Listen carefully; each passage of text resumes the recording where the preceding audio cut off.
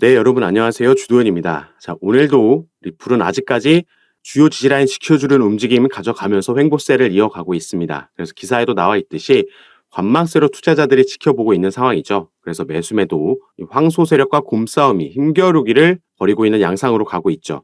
그런데 지금 거시경제 상황도 여러 악재가 겹치면서 미국의 셧다운 우려, 자동차 노조 파업도 있고 국채금리 상승, 국제 유가 상승 이렇게 악재가 겹쳐 있는 상황임에도 리플이 주요 지지라인을 잘 지켜주고 있기 때문에 이 커뮤니티 파티에서 과연 이 반전을 만들어낼 수 있을 만한 내용이 나올지 시장의 투자자들이 기대감을 가지고 있는 모습을 보여주고 있습니다. 비록 현재 리플의 이 XRP의 시세는 약시채파 판결문이 나오기 전으로 다시 되돌아왔지만 그래도 최근에 다시 한번 XRP의 거래량이 급증하고 있다라는 데이터가 나와줬죠. 이 말은 얼마 남지 않은 이 중간항소 발표, 이 결과에도 시장이 기대감을 가지고 있다라고 보시면 되겠습니다. 이게 당장 오늘 나와도 전혀 이상하지 않은 상황이죠.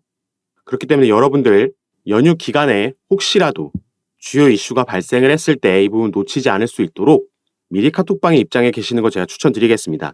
영상 밑에 더보기란 클릭하시면 간편하게 입장하실 수 있는 링크 제가 남겨놨으니까 이 부분 클릭하셔서 들어오셔서 일단 알림은 꺼두셔도 됩니다. 제가 우리가 바로 실시간으로 대응해야 되는 이슈가 나왔을 때 이 긴급 공지를 통해서 여러분들께서 알림을 꺼두셔도 그때만 알림이 갈 수 있도록 그래서 매매 대응하실 수 있도록 제가 도와드릴 거니까요. 미리 들어오셔서 이런 부분 대비하시기 바라겠고 아까 기사에도 나와 있듯이 일단 오늘 영상에서는 이 축하 파티에서 과연 어떤 얘기가 나올지 표면적으로는 SEC와의 약식 판결에서 이긴 걸 축하하기 위한 파티라고 하지만 시장은 무언가가 여기서 더 큰 게 있을 거라고 기대를 하고 있기 때문에 여기에 대해서 먼저 알아보고요. 또 가장 중요한 중간항소 이슈. 이게 긍정적으로 기각이 된다라면 더 바랄 게 없겠지만 그래도 우리가 투자하는 입장에서 최악의 시나리오까지 대비해서 만약에 승인이 된다라면 XRP가 하락할 텐데 이때는 어떻게 대응해야 되는지까지 말씀드릴 수 있도록 하겠습니다. 여러분들께서는 오늘 영상 본격적으로 시청하시기 전에 밑에 있는 구독과 좋아요 버튼 한 번씩만 눌러주시면 제가 이렇게 영상 제작하는데 큰 힘이 된다라는 점 말씀드리고요. 바로 이 이슈들 살펴보도록 하겠습니다. 자, 이 기사를 보시면 전에도 제가 영상에서 말씀드렸듯이 9월 29일 날 리플은 뉴욕에서 커뮤니티 파티를 개최를 합니다. 자, SEC와의 약식 판결문이 리플의 승소로 받아들일 수 있을 만한 판결문이 나왔기 때문에 여기에 대한 축하 파티 그리고 이게 다시 한번 이전에 상폐됐던 코인베이스를 비롯한 여러 거래소에 재상장될 수 있을 만한 재료가 돼줬기 때문에 표면적으로는 이걸 축하하는 파티라고 알려져 있지만 시장은 이게 단순한 축하 파티가 아닐 수 있다라고 예상을 하고 또 기대감을 가지고 있습니다. 그래서 가장 많이 언급되고 있는 게 바로 이 기업 공개 IPO가 되겠고요. 또 한 가지는 SEC와의 합의 얘기도 나오고 있습니다. 그리고 여기에 불을 지폈던 게 바로 이 트위터였는데요. 이 XRP의 커뮤니티인 한 사람이 이런 질문을 했습니다. 자, 일단 이 리플 커뮤니티 파티에서 그 파티에 대한 본인의 예측들을 밑에 쭉 리스트로 적어놨습니다. 첫 번째가 SEC와의 완전 합의, 두 번째는 IPO 발언, 세 번째는 이 XRP가 all time high, 이 파티 중에 전고점을 돌파하는 거, 네 번째는 게일 갠슬러 SEC의 위원장이죠. 이 사람이 발가벗고 돌아다니고 사람들은 여기에 야유를 보내는 이런 걸 적어놨고 마지막은 XRP 이건 그냥 본인입니다. Those jello shots 이거는 그냥 장난으로 넣어놓은 거기 때문에 넘어가자고 하면요. 일단 이렇게 질문을 던졌는데 이 데이비드 슈왈츠라는 이 사람이 리플의 CTO죠. 기술 책임자인데 여기에 답변을 당시에 달았습니다. 이 중에 두 가지만 일어날 수 있다라고 얘기를 한 거죠. 그래서 사실상 이 밑에 두 개는 말이 안 되는 거기 때문에 이 세 개, 합의, IPO, 그리고 전고점 돌파, 셋 중에 두 개가 일어날 수 있는 거 아니냐. 그러면서 IPO에 대한 기대감이 더욱더 커졌다라는 겁니다. 이 기업 공개를 하게 되면 미국 월가에 대규모 투자 기업들의 자금이 들어오는 거기 때문에 그 어떤 재료보다 XRP 시세에는 크게 긍정적으로 작용을 할 겁니다. 리플 같은 경우에는 실제로 4월 달에 뉴욕에서 비공개 로드쇼를 개최한 적이 있고요. 이때 월가의 대규모 투자 기업들이 전부 참석했었다라고 폭스 비즈니스가 발표를 했고 이 내용을 당시에 제가 영상을 통해서 여러분들께 전달해 드린 바가 있습니다. 그리고 당시에 함께 말씀드렸던 게 이 IPO를 진행하려면 먼저 이 소송 리스크에서 해제돼야 된다라고 말씀드렸죠. 일단 약식 판결문은 긍정적으로 나왔고 이제 중간 항소 이슈가 만약에 진행되지 않고 법원에서 기각 명령을 내린다라면 충분히 우리가 생각해 볼 수 있는 시나리오가 되겠죠. 리플 입장에서도 이 IPO를 진행할 때 최대한 XRP 가격이 밑에 있을 때 저점에서 해야지 이 급등이 나왔을 때도 이 시가총액이 커지더라도 컨트롤이 되는 범위 안에서 진행을 할 수 있게 될 겁니다. 일단 여기에 대해서 존 디튼이라는 친리플 변호사죠. 이 사람은 IPO도 하지 않을 거고 합의 내용도 없을 거다라고 말은 하고 있습니다.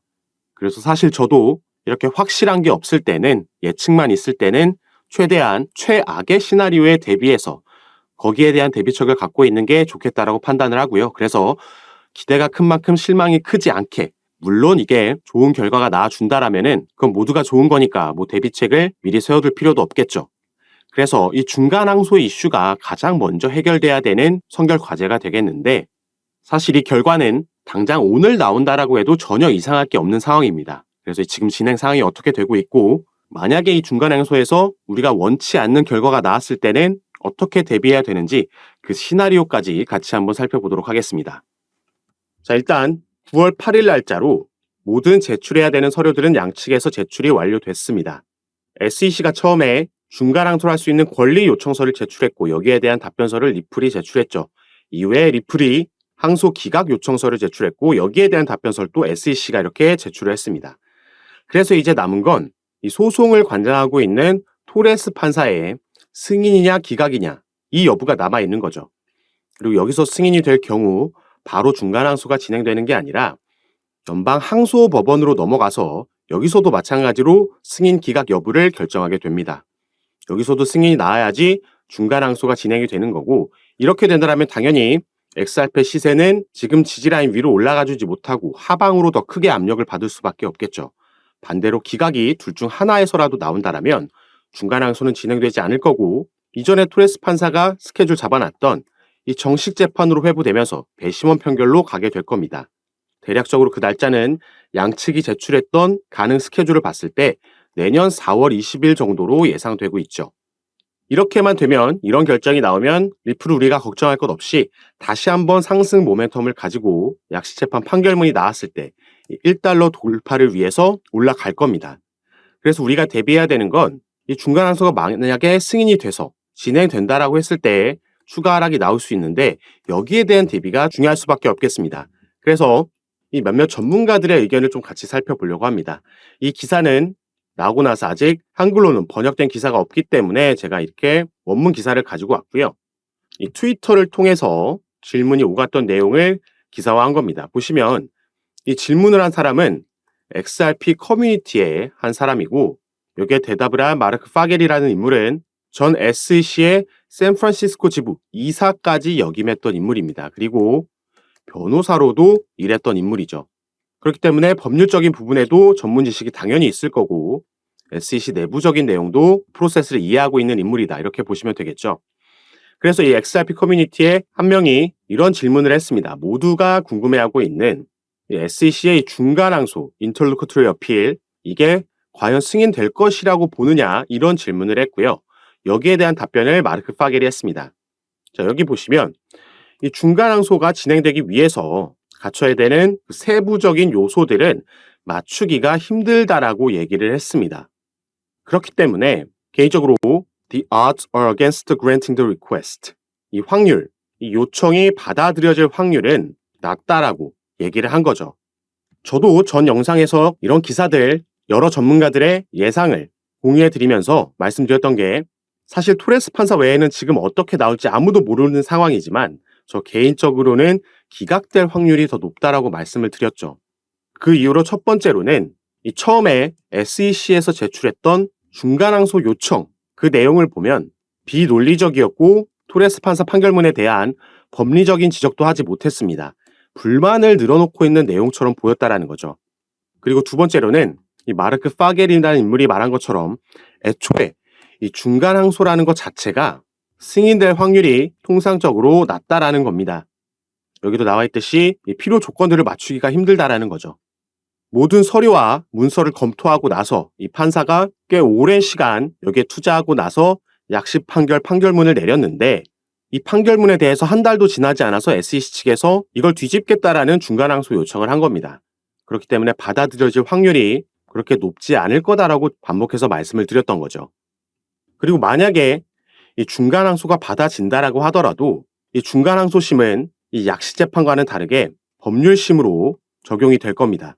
이 약식 재판은 사실심이었다라고 말씀을 드렸는데, 이 두 개의 차이점은 사실심 같은 경우에는 이 사실관계, 이 여부를 판단하기 위해서 여러 자료들을 수집하고 양측에서 내는 자료들도 있고 이런 걸 전부 받고 나서 판결을 내는 거고요. 법률시 같은 경우에는 이 사실심에서, 이 1심에서 받았던 자료들 외에 추가 증거 자료를 채택하지 않고 여기서 판단한 이 법리적인 판단, 법률이 잘 적용됐는지 아닌지만 판단을 하게 됩니다. 그렇기 때문에 사실 중간 항소가 진행된다라고 해도 판결이 뒤집히기는 어렵다라고 말씀을 드리는 거죠. 자, 그래서 이 SEC 출신 인물이 내놓은 전망 하나 살펴봤고, 자, 이제 친 리플 변호사라고 알려져 있는 제레미 호건 변호사가 최근에 본인의 트위터를 통해서 꽤 날카롭게 지적한 부분 하나 있어서 제가 가지고 왔습니다. 이 코인 시장에 FTX가 보유하고 있는 가상자산을 매각하라는 법원의 명령이 있으면서 이게 하방 압력이 내려왔었죠. 다행히 시장의 예상보다 조금 완화된 조치가 취해지면서 장외 거래로 매각이 진행될 거고 주당 1억 달러만 매각하라는 한도가 정해지면서 어느 정도 시장이 반등을 만들어내고 복구를 한 건데, 자, 이런 명령을 내렸을 때 법원의 판사가 당연히 명령을 내린 거죠. 그래서 연방 법원의 판사가 이 FTX의 디지털 자산들을 매각하는 걸 허락을 한 겁니다. 그리고 이 자산 안에는 솔라나가 꽤 많은 비중을 차지하고 있었고 그 중에는 XRP, 리플의 코인도 포함이 되어 있었죠. 이걸 그리고 어디에다 매각하라고 했습니까? 다시 이 시장에, 2차 시장에 매각하라고 한 겁니다. 그리고 여기서 이 제레미 호건이라는 변호사가 날카롭게 파고든 건 여기에 비율을 밑에 적어놨습니다. 이 DEA라는 건 미국의 마약 단속국입니다. 만약에 이 마약 단속국에서 이 마약을 판매한 범죄자들 검거하면서 이들이 가지고 있던 마약까지 취득했다라고 예를 들은 건데요. 그러면 이 취득한 마약을 이 마약 단속국에서는 다시 이 시장에 팔라고 하나요? 이게 만약에 불법이라면 당연히 이걸 다시 팔라는 명령을 안 내리겠죠. 바로 그 부분을 지적한 겁니다. XRP가 판매돼서는 안 되는 증권이라면 이걸 다시 2차 시장에 판매하라는 명령을 내릴 수 없다라는 거죠. 그래서 사실 시장의 여러 전문가들이 이 중간항소 승인이냐 기각이냐 여기에 대한 결정에 대해서 많은 본인들의 예상을 내놓고 있는데, 아무리 기각 쪽에 확률이 높다라고 한다고 해도 우리는 최악의 상황에 반드시 또 대비를 해야겠습니다. 그래서 제가 이 차트 하나를 가지고 왔는데, 자, 보고 계신 차트는 리플의 3개월봉 차트입니다. 현재 위치가 여기에 있고 2018년부터 이 삼각 수렴을 만들고 있었고 거의 끝자락에 와 있다는 걸 확인할 수가 있습니다. 이전에도 리플은 이 삼각 수렴 이후에 상단 저항을 뚫는 움직임이 나오면서 급등을 만들어냈었죠. 그리고 이러한 패턴은 사실 리플에서만 반복되는 게 아니라 가장 기본적인 패턴 중에 하나입니다. 삼각 수렴 이후에 상단 저항 뚫고 급등이 나오는 패턴. 그리고 이전에 급등까지 포함하면 불페넌트라는 깃발 모양의 패턴이라고도 볼 수 있죠. 불페넌트는 이 상승을 의미하는 불, 황소 세력, 그리고 깃발이라는 거고요. 짧게 잘라서 봤을 때는 이 저점을 높여가는 쌍바닥 패턴, 그 이후에 W로 상승하는 패턴이라고도 볼 수 있겠습니다. 우리가 어디서부터 어디를 잘라서 보느냐에 따라서 여러 패턴을 적용해 볼 수 있지만 이 패턴들이 가지고 있는 공통점은 이 상단 저항을 뚫었을 때 확실한 상승력이 나온다라는 거죠. 그리고 제가 중간 항소가 승인됐을 때를 대비해서 이 차트를 보여드린다고 말씀드렸는데, 자, 현재 위치해 있는 캔들 보시면 이 밑에 삼각 수렴의 지지라인까지 사이에 공간이 있다, 하방으로 열려 있다라는 걸 알 수가 있습니다. 그래서 만약에 중간 항소가 승인돼서 XRP 가격이 하방으로 압력을 받는다라고 해도 어디서는 지지라인을 만들고 반등이 나올 수밖에 없는데, 여기서 중요한 건 이 지지라인을 형성하는 그 위치가 이 삼각 수렴 지지라인 위에서 요 안에서만 지지를 만들어주고 반등이 나온다라면 큰 틀에서 그리고 기술적인 부분에서는 충분히 긍정적인 흐름을 지켜가면서 가고 있다라는 거죠. 그렇기 때문에 우리가 너무 여기에 일희일비할 필요가 없고 일본만 보면서 일희일비할 필요도 없고 우리가 조금 더 멘탈을 케어하면서 큰 그림을 보고 가시면 좋겠다라고 생각이 들어서 이렇게 차트를 가지고 왔습니다. 만약에 중간 항소 기각이 나오면 바로 뚫어주면서 급등의 시작을 알릴 수도 있겠죠. 그래서 리플은 일단 이런 개별적인 강력한 이슈가 9월달 안에 충분히 나와줄 수 있다는 점 인지하시면서 매매 진행하시면 좋을 것 같고요. 추가로 리플 같은 경우에는 알트코인들 중에서 8월달 거래량이 압도적인 1위를 기록할 만큼 그 대장 역할을 하는 코인들 중 하나입니다. 그렇기 때문에 개별적인 이슈 외에도 시장 전체에 영향을 주는 이슈에도 당연히 움직일 수밖에 없는 거고, 그래서 우리가 이런 거시적인 글로벌 이슈들에도 조금 주목을 하면서 지켜보시면 좋을 것 같고요. 이런 이슈들이 나오고 또 시장은 거기에 어떻게 반응하는지 그 방향성을 확인하고 제가 우리는 어떤 스탠스를 잡고 타점을 어떻게 가져가야 되는지 전부 카톡방에서 빠르게 공유해 드릴 겁니다. 그래서 개인 투자자분들 혼자서 불안해하실 필요 없고 제가 이런 부분 잡아 드릴 거니까 여러분들이 위에 보이시는 제 전화번호 010-6531-7908번입니다. 제 전화번호로 숫자 7이라고만 문자로 보내주시면요. 제가 이 문자를 확인하는 대로 순차적으로 연락드려서 카톡방 초대 도와드릴 거고요. 문자 전송이 힘드신 분들은 영상 밑에 더보기란 클릭하시면 간단하게 제가 운영하고 있는 카톡방 들어오실 수 있게 링크도 남겨드릴 거니까 이 부분 확인하시고 입장하시기 바라겠습니다. 그리고 당연히 이 카톡방에서는 금전 요구 일체 없이 전부 무료로 운영을 하고 있으니까요. 들어오셔서 제가 드리는 정보와 전략 받아보시고 직접 판단해 보시면 좋을 것 같습니다. 자, 그럼 오늘 영상도 끝까지 시청해 주셔서 너무 감사드리고 여러분들의 성공 투자 진심으로 기원하겠습니다. 감사합니다.